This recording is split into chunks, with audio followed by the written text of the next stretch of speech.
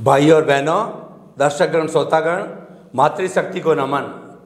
हमारा परम सौभाग्य है कि हमारी सत्संग उत्तरोत्तर प्रगति की ओर जा रही है और हम बहुत कुछ पा रहे हैं।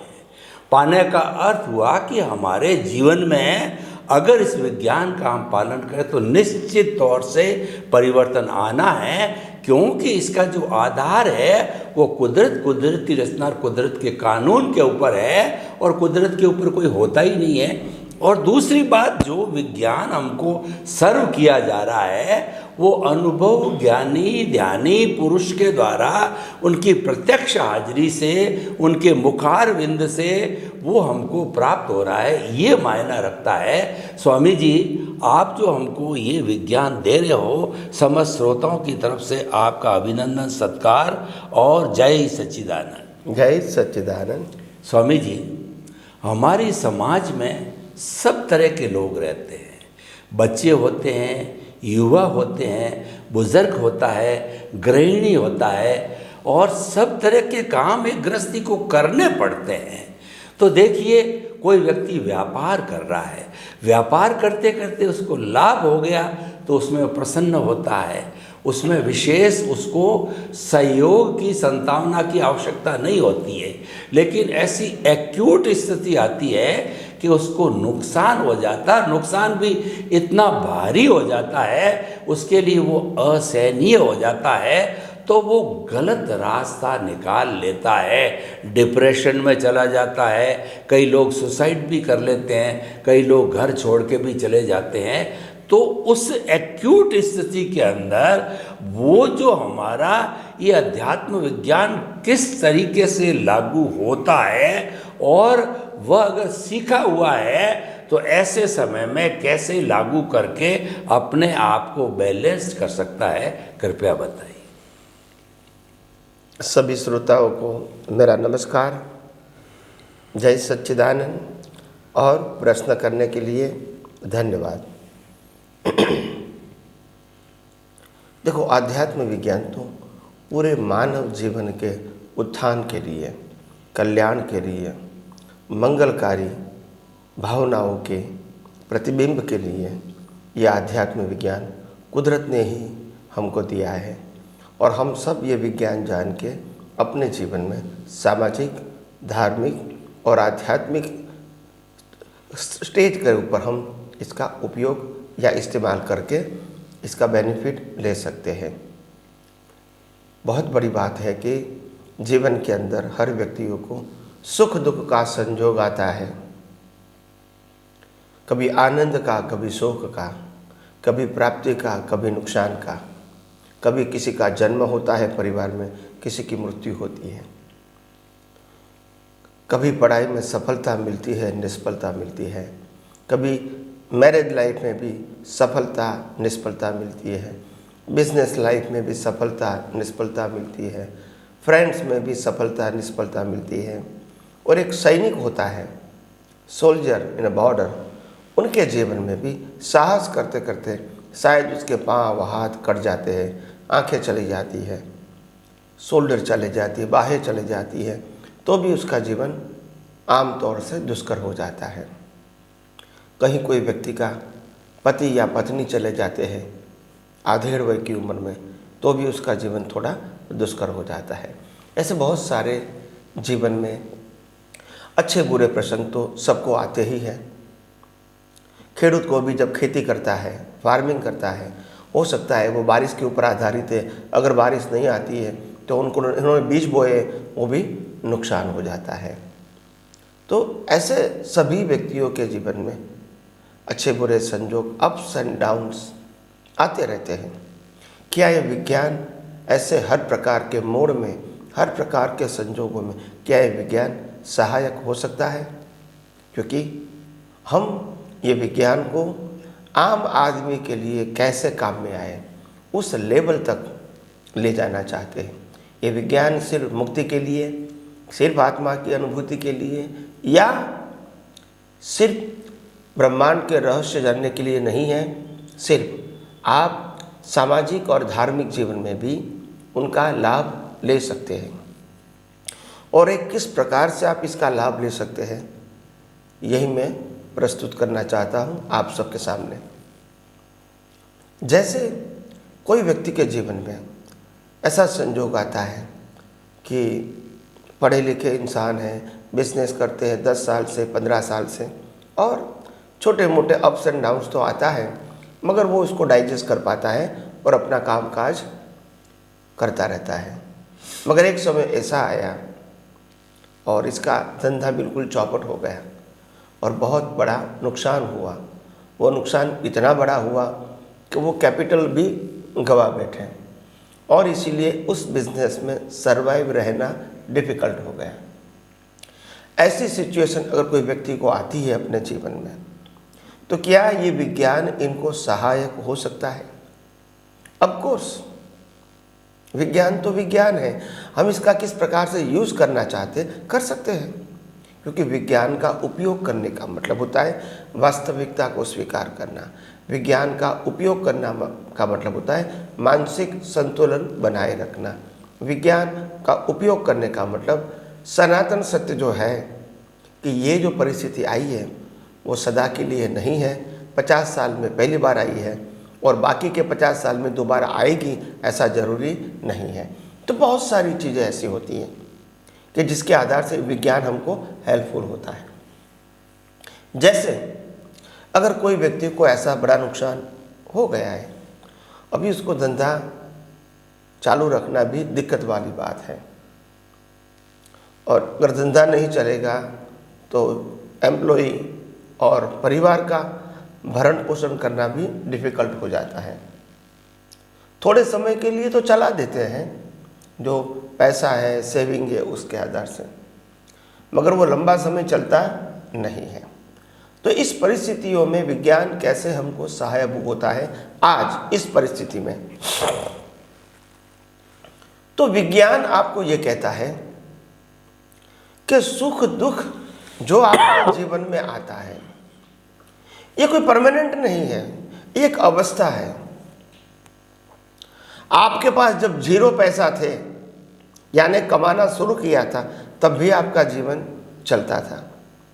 मध्यम अवस्था में आए, बहुत मेहनत करके भी बहुत नहीं कमाते थे, फिर भी आपका जीवन चला, और मेहनत करके पैसा कमाया फिर भी आपका जीवन चला, और आज मेहनत करके नुकसान हुआ, एबनॉर्मल। तो आप ये समझते हैं कि ये परिस्थिति हर रोज रहेगी? नहीं पॉसिबल है।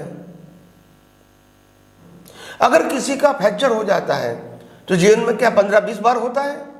नहीं होता है ना। तो एक बार फ्रैक्चर हो गया, भुगतान हो गई, 4-6 महीना हमको आराम करना पड़ा, ठीक है, मगर उस परिस्थिति को सोच कर हम बाकी की जिंदगी के ऊपर बोझ डाल दे के अभी हम कुछ नहीं कर सकते, ऐसा नहीं है। ये सोच ही गलत है, और कुदरत भी ऐसा नहीं कहती है। कुदरत ये कहती है कि तुम्हारा जो भारी कर्म था इसके भुगतान आपको हो चुकी है, और ये भारी कर्म जीवन में बार बार नहीं आते हैं। मगर आपको स्वस्थ रहकर आपको ये सोचना है कि आगे का जीवन में कैसे जीऊँ, इनके लिए प्रयास करूँ। एक लॉस हो गया है, इसके बारे में बार बार सोचने की ज़रूरत नहीं है। जो होना था वो हो चुका है, उसमें कोई परिवर्तन नहीं होगा, मगर कल क्या होगा उसके लिए आज जिम्मेदार नहीं हो। कल भी क्या होगा, परसों भी होगा, उसके लिए पिछला अवतार के कर्म जिम्मेदार हैं, आज की परिस्थिति जिम्मेदार नहीं है। तो आपको समझना पड़ेगा कि एक प्रकार का भारी नुकसान भी बार बार नहीं आता है, और वो परिस्थितियाँ परमानेंट नहीं रहती हैं। तो उनको धीरे धीरे उसमें से बाहर निकल के कुछ ऐसा सोचे, कुछ नया रास्ता ढूंढे, ताकि हमारा अटेंशन, इंटरेस्ट वहाँ चला जाए और धीरे धीरे हमारी गाड़ी पटरिया पे आ जाए। क्योंकि आम लोग ऐसे होते हैं, ऐसी बड़ी मार आती है तो या तो सुसाइड करने का सोच लेते हैं, या तो भाग जाने का सोच लेते हैं, या तो बहुत सारा हैवी डिप्रेशन आता है तो वो कुछ नहीं कर पाता है। तो मैं समझता हूँ कि ये भले ही ये रास्ता है और कहीं लोग इसको अपनाते हैं, मगर मैं कहता हूँ ये विज्ञान आपको ऐसी परिस्थितियों में भी सर्वाइव रखता है और आपको सहाय देता है, कॉन्फिडेंस देता है कि आपके जीवन में जो होना था वो हो गया। उसका मतलब ये नहीं है कि ये गलत है, वो गलत परमानेंटली रहेगा, नहीं, ये भी एक कर्मों का फल था। जैसे राम को वनवास जाना पड़ा, ये कर्मों का फल था। बार बार दोबारा कभी नहीं गए, हजारों साल की उम्र में सिर्फ 14 साल गए, बाकी नहीं गए। राम की सीता एक ही बार उठा के ले गया कि बार बार तो नहीं ले गए। तो इसलिए एक बार होने से बार बार ऐसा होगा, ऐसा सोच के हम अपने आप को डिप्रेस कर देंगे और हम अपने आप को आगे सोचने का ही बंद कर देंगे, वो करेक्ट नहीं है। जीवन जीने के लिए होता है, मरना तो कुदरत बता देंगे संजोग। आत्मविश्वास से जीवो। संजोग में जीवन में अप्स एंड डाउन्स आएंगे, बम्प हेड भी आएंगे, पहाड़ भी आएंगे, समंदर भी आएंगे, सामना भी करना पड़ेगा, हवा भी आएगी, तूफान भी आएगा, सब कुछ आएगा। हमको कैसे आगे बढ़े वो ही देखना है। क्योंकि एक बात ध्यान में रखो, जो व्यक्ति अपने जीवन में आगे का ही सोचता है, पीछे का भूल जाता है, वो ही जीवन में आत्मविश्वास के साथ जी सकता है। अगर पिछली बातें सब सोचेंगे तो आप एक प्रकार के प्रेशर से जिएंगे और ये प्रेशर सही नहीं है, ये आपका मिसअंडरस्टैंडिंग है, ये आपका गलत वहमी है, गलत प्रकार की सोच है। कुदरत का कानून बिल्कुल साफ है, वो कहता है कल तक जो हो गया वो आपके जीवन का हिस्सा था, मगर वो समाप्त हो चुका है और हमने अपने मास्टर में से भी इसको निकाल दिया है। आप आपके दिमाग में से निकाल दो और आज क्या करना है, आज कैसे जीना है, उसके लिए सोचो, तो आप फ्रेश रहोगे। विदाउट लोडेड आज के लिए आप सोच सकोगे। मगर पूरी पिछली कहानी दिमाग में रख के उनके साथ सोचोगे तो फिर लोड हो जाएगा। तो मेरा कहने का मतलब है, आध्यात्म विज्ञान में भी ये बताता है, हो सके इतना वर्तमान में रहने की कोशिश करो। वर्तमान ही वास्तविकता है, भूत भविष्य वास्तविकता नहीं है। हमारे लिए आज क्या है वो वास्तविकता है, फैक्ट है। कल क्या हो, कल तक क्या हो चुका है और भविष्य में क्या होगा वो आज की इस समय की वास्तविकता नहीं है। इसको सोचकर काम करना करेक्ट नहीं है। तो इसीलिए आध्यात्म विज्ञान ये कहता है, ऐसी परिस्थिति में भी आपको बाहर आने के लिए वर्तमान में सोच के आगे बढ़ना चाहिए, आगे कुछ न कुछ काम करना चाहिए, उसमें से कुछ न कुछ रास्ता निकलेगा, आपका जीवन भी बन जाएगा, आपका व्यवहार भी चलेगा और धीरे धीरे आपके दिमाग में से इनकी असर भी धीरे धीरे ख़त्म हो जाएगी। मगर डर के जीना वो करेक्ट नहीं है और कुदरत का कानून बिल्कुल साफ है। अगर आपका हिसाब नहीं है तो दोबारा कुछ भी नहीं होगा। तो और दूसरी बात यह है, कुदरत ये भी कहती है कि जहाँ तक आपको जिंदा रहना है वहाँ तक हवा, पानी और खुराक और बाकी सब सुविधा देना वो मेरी जिम्मेदारी है, आपकी जिम्मेदारी नहीं है। अच्छे बुरे संजोग आएंगे मगर आप सर्वाइव रहेंगे, वो जिम्मेदारी कुदरत की है। तो इसीलिए हम स्वस्थ रह के हर परिस्थितियों को स्वीकार करके आत्मविश्वास के साथ, आत्मोल्लास के साथ और वर्तमान में रह के अगर हम आगे बढ़ने की कोशिश करते हैं तो मैं समझता हूँ जीवन में ऐसी कोई घटना नहीं होती है जो हमको बोझ बने, हमको डिप्रेशन में ले जाए, हमको सुसाइड की ओर ले जाए या तो हमको घर से भाग जाने के लिए प्रेरित करे। ये कोई ज़रूरी बात नहीं है। ये सब जिसका माइंड वीक है वही ये सोचता है, जो समर्थ है, सशक्त है, वो भागने का नहीं सोचता है। क्योंकि कुदरत का यही कानून है, जहाँ से आपको दिक्कत शुरू हुई वहाँ ही दिक्कत का सॉल्यूशन का रास्ता भी वहाँ होता है। तो भाग जाना वो एक सॉल्यूशन नहीं है। आप हार गए। तो इसीलिए मैं कहता हूँ, आइए हम सब आध्यात्म विज्ञान की सहायता से हमारे जीवन के सभी प्रश्नों का ऐसा समाधान पाए ताकि हम वर्तमान में भी आत्मविश्वास के साथ अपना जीवन आगे बढ़ा सकें। स्वामी जी, आपका बहुत बहुत धन्यवाद। आपने बताया कि अध्यात्म विज्ञान हर व्यक्ति, हर परिस्थिति, हर जगह, हर स्थान पर लागू होता है और कार्यकारी है, क्योंकि ये कुदरत से जुड़ा हुआ है। आपने बताया कि कोई भी परिस्थिति हमारे सामने आती है वो स्थायी नहीं है, वो जाने के लिए आई है, वो जा रही है, और सुख दुख हमारी केवल मान्यता है, और वह अपना जो है वो भुगतान करा के चली जाती है।